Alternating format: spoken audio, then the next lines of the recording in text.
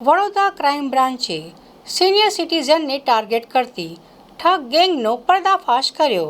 વડોદરા શહેર crime બ્રાન્ચે senior સિટીઝનને વિશ્વાસમાં લઈ સોનાના દાગીના પડાવી લેતી ગેંગના એક આરોપીને ઝડપી પાડ્યો છે. પોલીસને મળેલી બાતમીના આધારે આજવા ચોકડી રાત્રિ બજાર પાસેથી શંકાસ્પદ હોન્ડા શાઇન મોટરસાઇકલ સાથે સાદિક હુસૈન અલીમુદ્દીન શાહ ઉંમર 48 રહેઠાણ ઉત્તરાખંડને પકડવામાં આવ્યો હતો.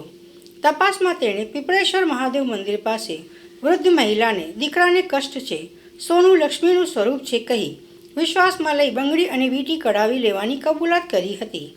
આરોપી પાસેથી 2 સોનાની બંગડી, 1 સોનાની વીંટી, 1 મોટરસાઇકલ, 1 મોબાઈલ અને રોકડા સહિત કુલ 3,19,262 રૂપિયાનો મુદ્દા માલ કબજે કરવામાં આવ્યો છે. આ અંગે રાવપુરા પોલીસ સ્ટેશનમાં ગુનો નોંધી આગળની તપાસ હાથ ધરવામાં આવી છે. પકડાયેલ આરોપી વિરુદ્ધ બિહારમાં પણ અગાઉ ગુનો નોંધાયેલ હોવાનું સામે આવ્યું છે. તેનો સાગરીત ઇલિયાસ મોહમ્મદ હકીમી હજુ વોન્ટેડ છે.